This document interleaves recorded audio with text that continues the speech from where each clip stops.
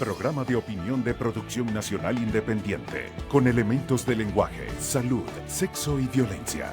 Apto para todo público.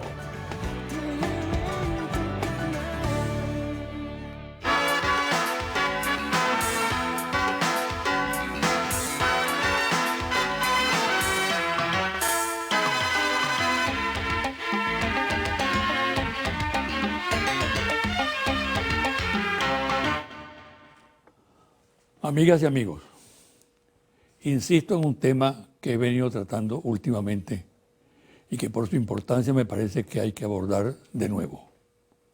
Se trata de la crisis por la que atraviesa la oposición, que la mantiene en un deplorable nivel de postración. Quizá para algunos el tema carezca de pertinencia por considerar que hay otros temas más importantes, lo cual es cierto, pero si profundizamos un poco en él, nos encontraremos con que, si bien es verdad que hay otros temas importantes para los ciudadanos que viven la dura realidad cotidiana en materia de especulación con los precios de los artículos de primera necesidad, alimentos, medicinas, servicios, el funcionamiento de la democracia, de sus instituciones, también es clave, también es importante. Y no hay por qué negarlo ni encubrirlo. No es que la democracia resuelva problemas como los antes indicados, pero en su realización existen dispositivos de control que no los hay cuando la canalización de la democracia, del sentimiento de sectores que discrepan del gobierno, no hayan los instrumentos mediante los cuales pueda expresarse esa crítica. En nuestro país ha sucedido eso. Las instituciones apropiadas e idóneas para que se manifiesten los sectores críticos de la sociedad venezolana no han contado con esas instituciones, las cuales, lejos de cumplir ese rol protagónico fundamental, se han desviado a través de los atajos siniestros de la conspiración para destruir el Estado de Derecho y a las conquistas logradas en la democracia. Esa actitud llevó al desastre a los partidos de la oposición, al extremo de que hoy prácticamente no existen, pero también afecta al resto de la colectividad, ya que en una democracia verdadera es indispensable la crítica y que existan instituciones que la apuntalen seriamente. ¿Cuándo lo entenderán los partidos de la oposición?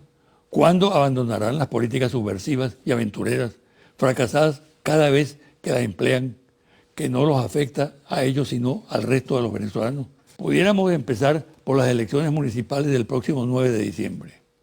La muerte de Ali Rodríguez Araques. Falleció en Cuba, donde era embajador de Venezuela. Fue un hombre que luchó por la democracia y el socialismo a través de todas las vías. La Armada como comandante Fausto, donde demostró su valor y coraje. Por la vía cívica y electoral, en la que puso todo el talento y la inteligencia que lo caracterizó. Fue ministro, presidente de PDVSA en tiempo de borrascas y sacó adelante a la empresa nacional. Escritor, orador parlamentario y guerrillero, de él se puede decir que lo hizo todo con dignidad, honestidad y amplitud. Su ausencia física se hará sentir, pero queda su legado de fe en la lucha por la dignidad del ser humano. Mi palabra de condolencia a sus familiares y amigos. Paz a su alma. Pausa y al regresar converso con Carolis Pérez, dirigente del PSUV, licenciada en Administración y subsecretaria de la Asamblea Nacional Constituyente.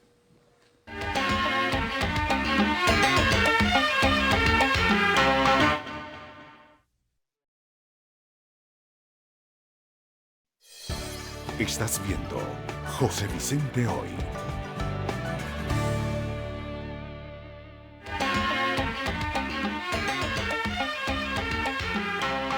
Hoy es el día de la lucha contra las agresiones a la mujer.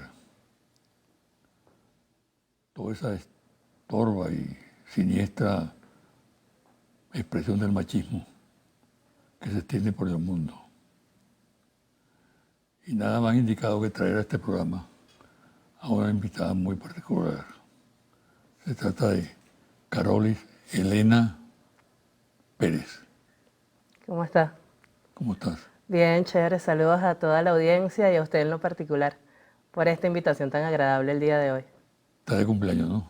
Así es, estoy de cumpleaños y la vida me colocó la fortuna de que el día de mi cumpleaños, ahora también nosotras podamos recordar la lucha por la no violencia hacia la mujer.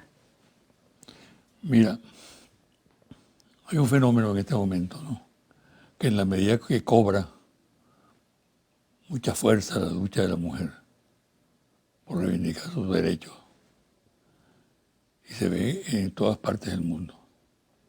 Incluso se acaba de expresar de cierta manera en la elección norteamericana del Congreso, donde el voto femenino fue decisivo para que un sector, pues, que podemos calificar como sea, pero el sector demócrata, del Partido Demócrata, logró controlar ahora el Congreso, la Cámara Baja, debido al voto femenino.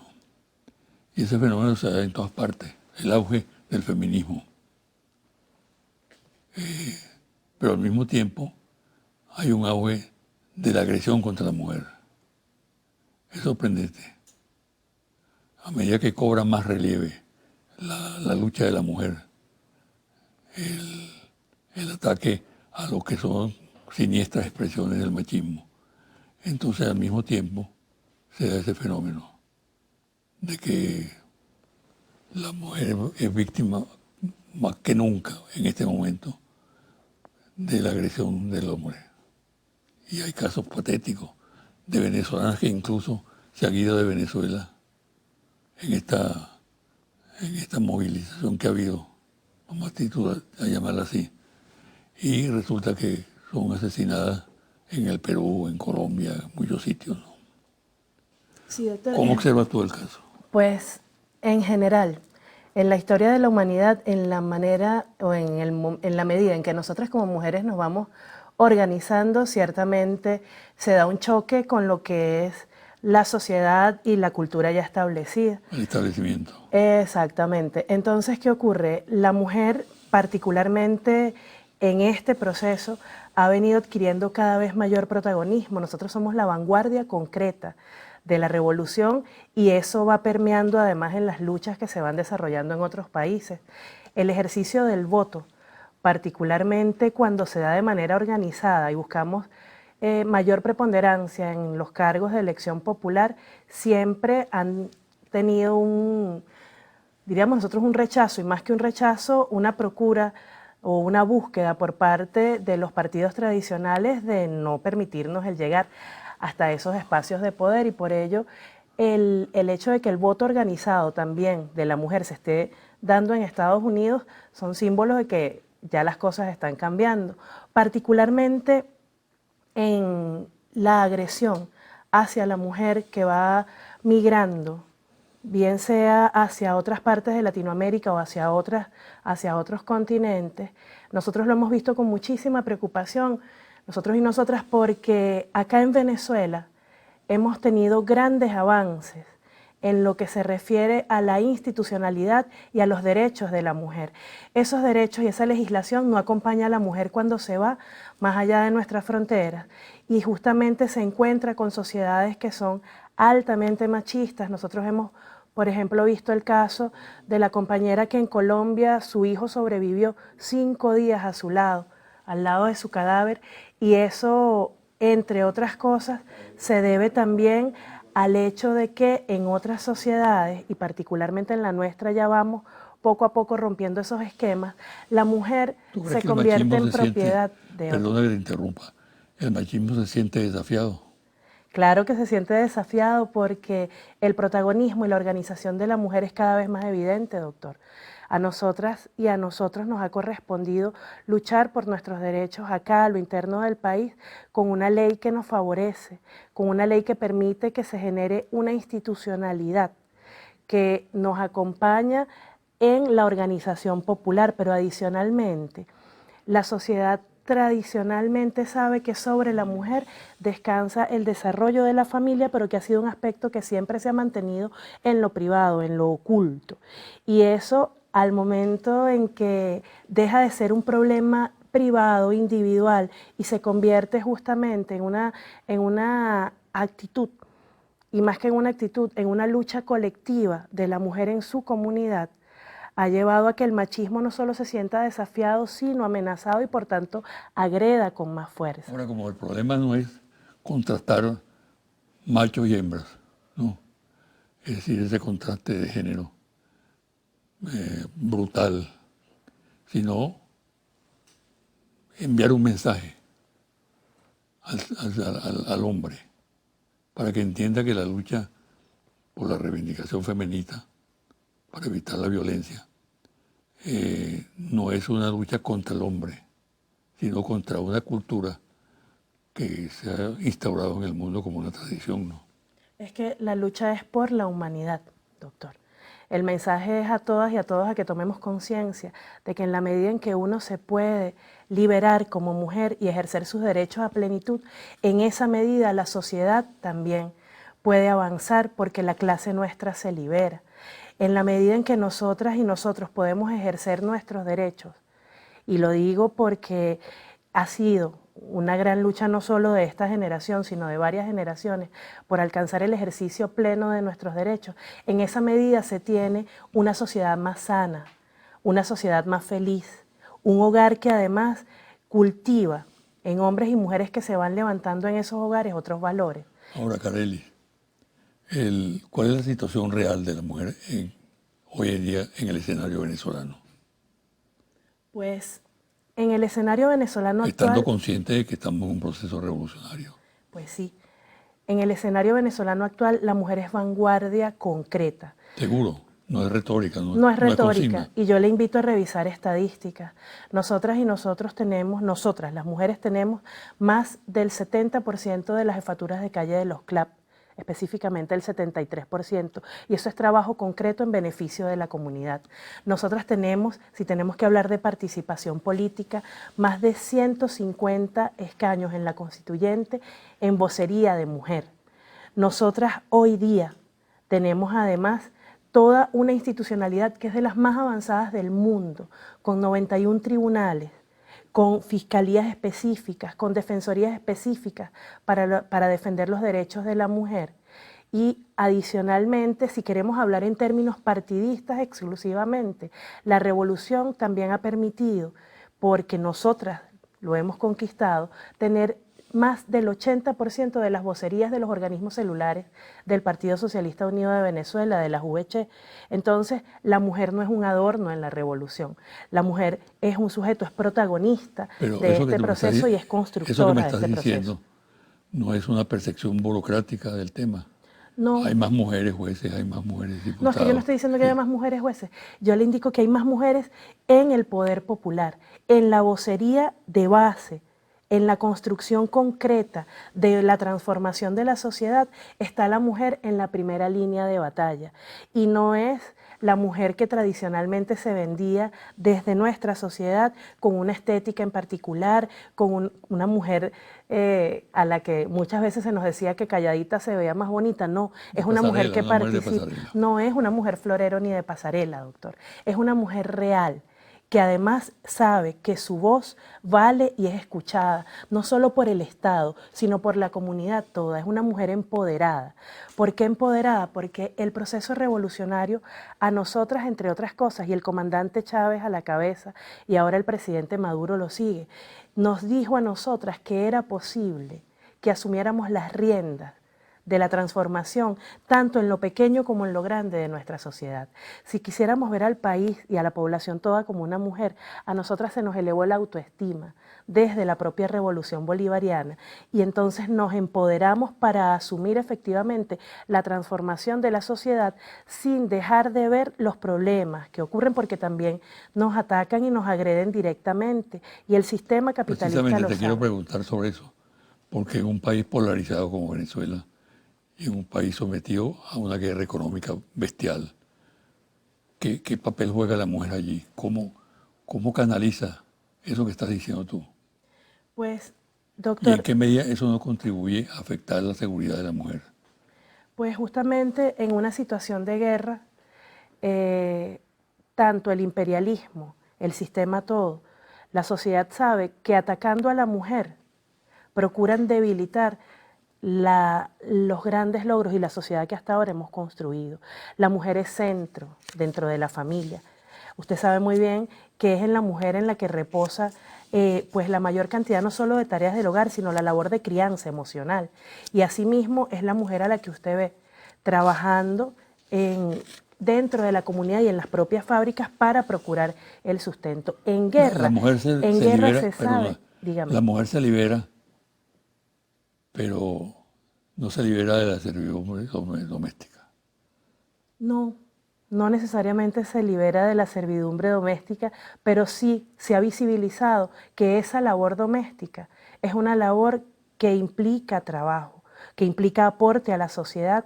Cuando hablamos de la clase trabajadora se inserta a la mujer ama de casa que siempre había estado relegada como que al lado más oscuro, por llamarlo de una manera hasta racista, a lo privado, a lo íntimo, decirle que eso lo hacía por amor, no reconocer que ese es un trabajo. Pero en guerra, doctor, la mujer también es uno de los sectores de la sociedad más vulnerables. ¿Por qué? Porque al atacar a la mujer se ataca el núcleo de la casa. Al atacar a la mujer se ataca el núcleo de la familia. Y adicionalmente, en la guerra que nosotros estamos viviendo, que es una guerra de quinta generación, donde además el cerebro y las redes juegan un papel fundamental, a la mujer joven se le ataca de otra manera, adicional a lo que nos atacan ya con la guerra económica. ¿Por qué? Porque a nosotros se nos ha buscado vender que fuera de nuestras fronteras tenemos un mejor futuro. A nosotras se nos ha buscado vender que saliendo de nuestro país podemos encontrar lo que no encontramos acá y se nos expone entonces a una situación aún más vulnerable. ¿Por qué? Cuando nosotras estamos acá tenemos a nuestra familia, nuestro núcleo de amigos cercanos como un círculo de protección frente a posibles agresiones.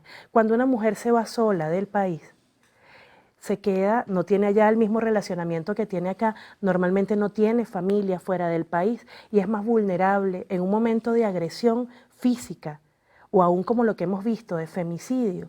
Entonces no hay a dónde acudir y queda la mujer además desamparada en una tierra que no es suya y con una legislación que muchas veces no conoce. ¿Qué hace falta para que la mujer alcance un más alto grado de superación?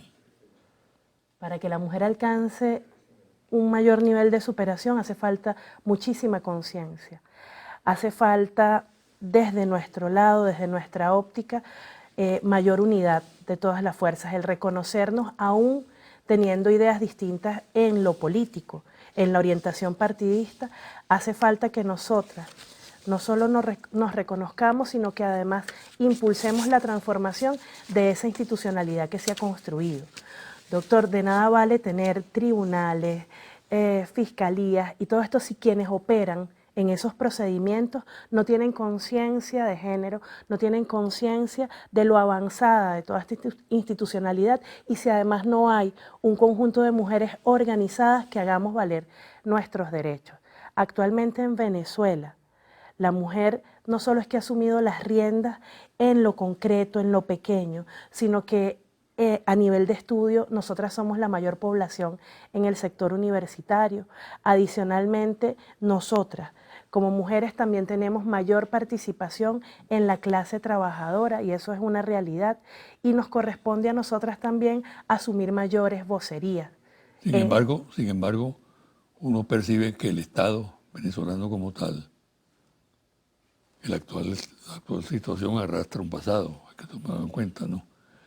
Está en mora con la mujer, en muchos aspectos. Sí, todavía legales. el Estado está en mora con nosotras, puesto que de nada vale que se haga la denuncia si no se activa un procedimiento. De nada vale que se haga una denuncia si la persona es revictimizada permanentemente cuando se le dice vaya a esta otra institución ahora y allí usted tiene que volver a echar el cuento. Si luego que echa otra vez el cuento, que es recordar y vivir la agresión, nuevamente la invitan a otra institución y posteriormente esa causa se engaveta o peor aún hay algún sobreseimiento y el victimario queda libre y la mujer queda expuesta, pues al acudir a todas esas instituciones, por ejemplo, esto nos ocurre, usted, la víctima, tiene que ir a entregarle al victimario la citación. ¿Ha sido víctima de alguna agresión? Sí, doctor. Yo he sido víctima de agresión. ¿Qué hace falta también, doctor? Y lo incluimos en la ley, la violencia política. que en tiempos de guerra se ha exacerbado, pues estamos viviendo por primera vez los gérmenes del fascismo en nuestra sociedad. ¿Cómo se expresa la violencia como política con respecto a la mujer? La violencia se puede expresar de muchas maneras. Violencia y política. Mujer, violencia y política lo hemos vivido a lo largo de estos años de alta confrontación en algo que nosotras insistimos en llamar la pedagogía de la violencia, la pedagogía de la crueldad. ¿Cómo es eso? Pues crímenes con mucha hazaña que de alguna manera buscan lanzar un mensaje no solo a la mujer que es víctima de ese crimen, que es asesinada, sino también al resto de las mujeres que estamos participando en política. No sé si usted recordará que el año pasado hubo 15 crímenes que fueron muy connotados precisamente por la hazaña con la que se dieron en las comunidades. En la Cota 905 recordamos a una compañera que era dirigente y coordinadora de una de las misiones del Estado, fue asesinada, y además la crueldad, la hazaña con la que se dan estos asesinatos, lo que busca es lanzar un mensaje de que la mujer es mejor que se mantenga en su casa y no participe del ejercicio político. La violencia se ejerce cuando desde sectores que adversan las ideas nuestras se nos cuestiona por nuestro color de piel, se nos cuestiona además diciendo que seguramente se opta o se llega a algún cargo porque más que florero, usted se convirtió en propiedad de un hombre y ese hombre es quien la promueve. Eso es violencia.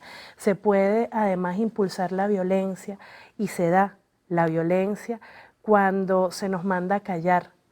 Y eso usted lo puede observar en distintas, yo lo he visto lamentablemente en algunas sesiones de la Asamblea Nacional, cuando se invita a una mujer a callarse o a cortar su derecho de palabra simple y llanamente por el hecho de ser mujer, o usted observa cómo se dispersan el resto de los diputados cuando una mujer está interviniendo. Entonces, esas son expresiones de la política, de la violencia. El ordenamiento legal venezolano actual da suficientes garantías a la mujer. Sí, nuestra ley es una ley de las más avanzadas del mundo, se promulgó en el año 2007, ya tiene 11 años, y nosotras estamos en este momento desde la Asamblea Nacional Constituyente promoviendo el análisis, el balance y la efectividad de la ley para poder incorporar nuevos elementos que la hagan aún más efectiva para los momentos de guerra que nosotros estamos viviendo. Por ejemplo, se está incorporando la violencia política como un elemento. Adicionalmente, se está pidiendo también que se pene la revictimización, de manera tal que se pueda garantizar que el procedimiento sea más expedito y evitar esto que venimos observando en la trata de la violencia hacia la mujer. Se está además procurando incorporar el feminicidio, además del femicidio, como otro de los crímenes que deben ser velados en esa ley. Nosotras desde la Asamblea Nacional Constituyente además venimos impulsando la consulta en todos los niveles, en todos los sectores, para que esa ley se enriquezca precisamente con la opinión de nosotras y de nosotros, porque yo insisto en que la organización de la mujer no solo atañe a la mujer, sino al hombre, y es necesario que el hombre también se empape de todo lo que es este proceso para que nos acompañe en el empoderamiento y en la sociedad más sana y más feliz. Hay reacciones primitivas, ¿no?, de parte del machismo, que consideran que la mujer pretende escalar, simplemente por el hecho de escalar, para someter al hombre, cambiar los papeles. No, es como usted dice, una expresión muy primitiva. No, nosotras estamos buscando tener cada vez mayor vocería para tener cada vez mayor fuerza y poder acompañar la lucha que también los hombres vienen dando. Nosotras nos sentimos expresadas ciertamente en muchas de las voces masculinas que están en los distintos espacios, pero también tenemos voz propia. Y lo que estamos pidiendo es justamente que se haga justicia con el trabajo que venimos desarrollando. Si usted observa las estructuras de poder, en la medida en que están más cercanas a la base, la mujer tiene una vocería. En la medida en que se va escalando en los niveles de poder y de mando, cada vez es menor la participación de la mujer. Y lo que estamos pidiendo es justamente esa paridad que permita reconocer la igualdad de trabajo y la igualdad de derechos. En ningún momento someter al hombre sería una visión también contraria al feminismo, sería una visión contrarrevolucionaria, el buscar oprimir a otro. El papel de la Asamblea Nacional Constituyente. Tú eres subsecretaria de la institución. ¿Cómo la evalúas? La Asamblea Nacional Constituyente, desde el momento en que se convocó, que fue un momento muy convulso y que aparentemente había quienes decían que ya no había ninguna otra salida, pues ha construido en primer lugar ese gran diálogo que permite la paz. Yo soy proclive al diálogo constructivo, al aprender a vivir en el disenso más que en el consenso. Y la Asamblea Nacional Constituyente, teniendo además, como le decía, 186, para serle específica, 186 constituyentes, mujeres, nos hemos dedicado a la organización de esa vocería para acompañar no solo la participación popular, sino justamente la evaluación de la ley orgánica sobre los derechos de las mujeres a una vida libre de violencia, de manera tal que podamos mejorar este esfuerzo que se hizo hace 11 años y llevarlo a un nivel superior con la realidad que en este momento estamos afrontando.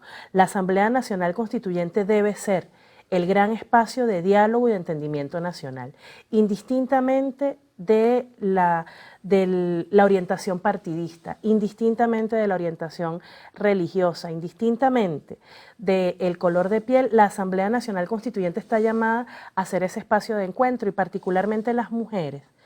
Tenemos en este momento la necesidad de impulsar también desde allí una gran labor pedagógica, pues se han incrementado en tiempos de guerra los índices de violencia intrafamiliar y de violencia hacia la mujer. No podemos dejar pasar esa situación y para ello nosotros venimos impulsando una campaña donde desde las más jóvenes hasta las más adultas reconozcan los tipos de violencia y la Asamblea Nacional Constituyente sea ese espacio donde además de educar también se pueda convertir en ley la necesidad que tiene una sociedad como la nuestra. Hagamos una pausa rápidamente y al volver tenemos elecciones municipales el 9 de diciembre.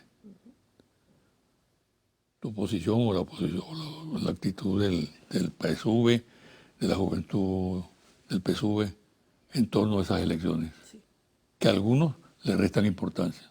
Para mí son sumamente importantes. ¿Cómo no? Continuamos después de la pausa. Gracias, doctor.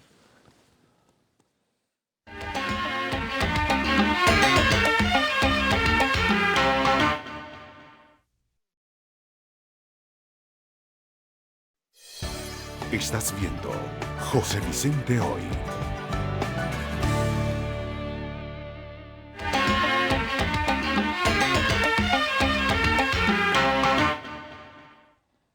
Elecciones municipales, 9 de diciembre.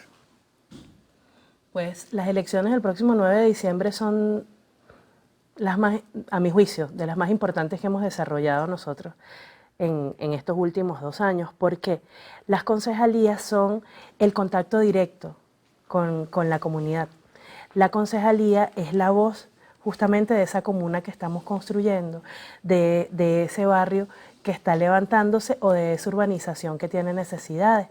La concejalía es la que organiza la primera planificación, la básica, y por tanto expresa miles de voces. Expresa además, en nuestro caso, la necesidad que hay permanentemente de renovar esas individualidades para que construyan equipo en estos municipios y puedan dar paso a una nueva planificación, a un nuevo sistema de expresión popular. Eso es muy importante. Yo comparto tu planteamiento, ¿no?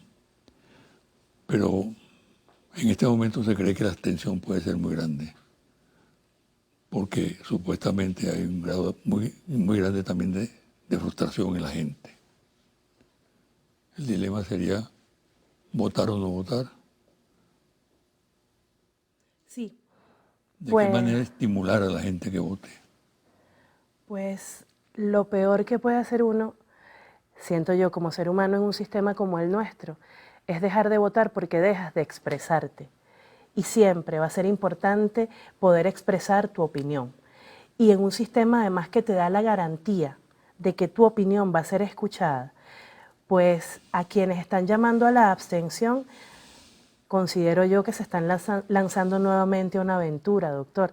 El juego político. ¿Qué tipo de aventura? Pues a la aventura, no solo golpista, como ya hemos llamado, sino a la aventura de abandonar el campo político, el terreno de lo electoral y dejar a su militancia o a sus seguidores sin una opción válida en los espacios naturales de poder que se han construido desde la institucionalidad. Entonces, La mejor expresión de eso que dices es la oposición venezolana.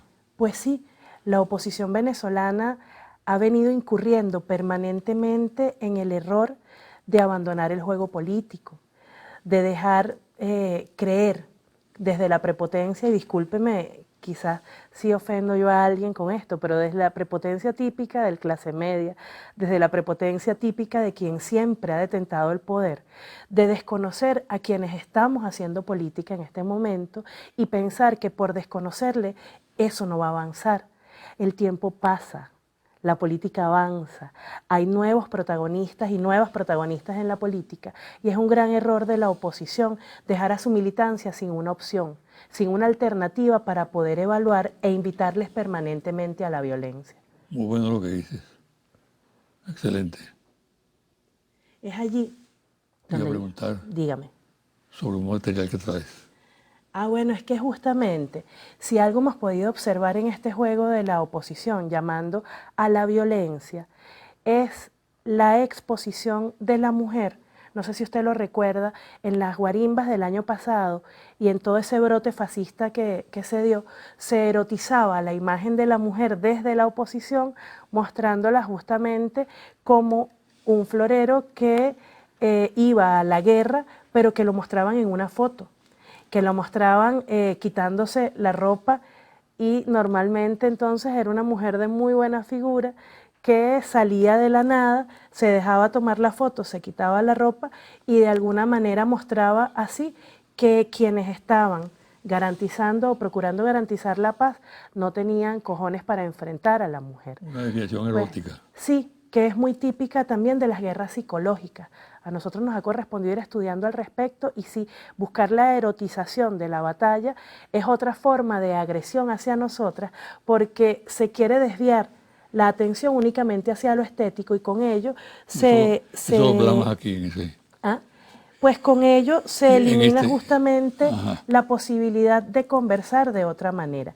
¿De qué otra ¿Cómo se llama manera, eso? doctor? Esto que está por acá ¿Cuál es el título? es una herramienta que nosotros llamamos violentómetro, porque la violencia hacia la mujer Muéstralo a la otra cámara. también puede medirse. Muestra la otra parte. Es una iniciativa que hace ya casi una década se impulsó desde los movimientos de mujeres con algunas instituciones para poder orientar tanto a las mujeres más jóvenes como a quienes se están empoderando de toda esta materia de derechos nuestros en cuanto a la violencia hacia la mujer y de una manera sencilla, pedagógica, dependiendo de lo que uno sienta como agresión, uno lo puede ubicar acá y saber si necesita ayuda o si hay algo que corregir. Nosotras queremos reimpulsar esta campaña, pues en tiempos de guerra se exacerba la violencia hacia la mujer y por tanto debemos redoblar esfuerzos en la cultura y en la masificación del conocimiento de nuestros deberes y nuestros derechos.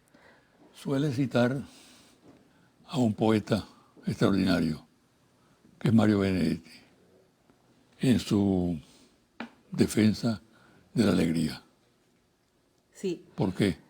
Porque la sonrisa, doctor, la alegría es el primer acto de irreverencia que uno puede tener hacia un sistema y hacia una sociedad que ha buscado invisibilizarnos y particularmente a nosotras por negras, por mujeres, por pobres.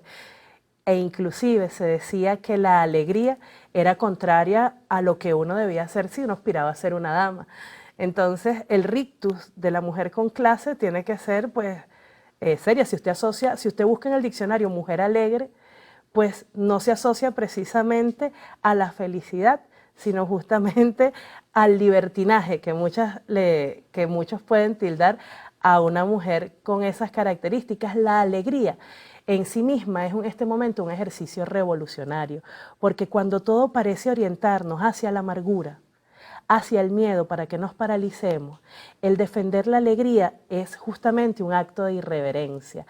El poder avanzar aún en estas circunstancias con una sonrisa es la invitación a no rendirse. Y por eso yo encontré en el poema de Mario Benedetti justamente pues una de mis principales motivaciones, porque la alegría es un ejercicio revolucionario, porque la amargura es justamente lo contrario a lo que nosotros aspiramos como sociedad.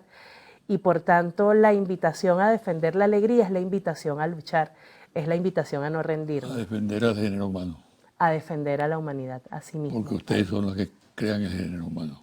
Nosotras somos quienes parimos, nosotras somos la mitad de la población y parimos a la otra mitad. Por eso es que tenemos motivos para sonreír y para defendernos y para luchar por nuestros derechos, doctor. Muchas gracias. No, gracias a usted. Te deseo todo lo mejor. Gracias. Y mucha suerte. Gracias a usted por la invitación. Una pausa y al regresar los confidenciales.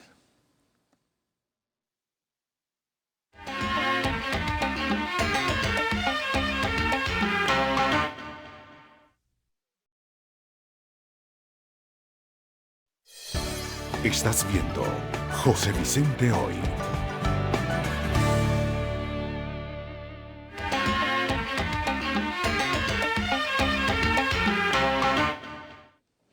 Y ahora los confidenciales.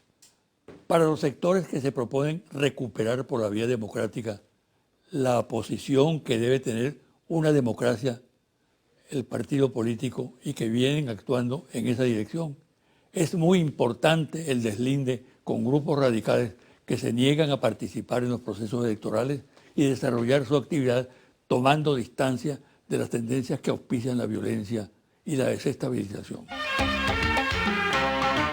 Pero la tarea es difícil y compleja y enfrenta, por un lado, a grupos que tienen políticas propias dentro del país y fuerte apoyo de empresarios, y por otro lado, la línea política que traza el gobierno norteamericano, que consiste en el derrocamiento, como sea, del presidente Nicolás Maduro.